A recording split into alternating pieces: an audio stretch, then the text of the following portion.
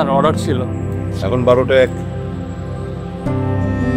আমি অর্ডার দিয়েছি diabetic food, তারা এটা দিয়ে গেল কেন?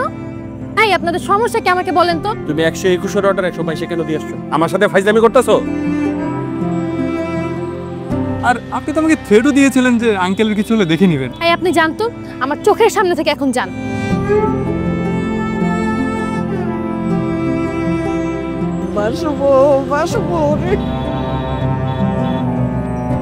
এই যে ম্যাডাম শুনছেন, আমি আপনাকে পছন্দ করি, কি?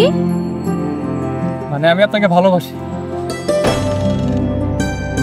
আমি সবসময় তেতে থাকি তাই না?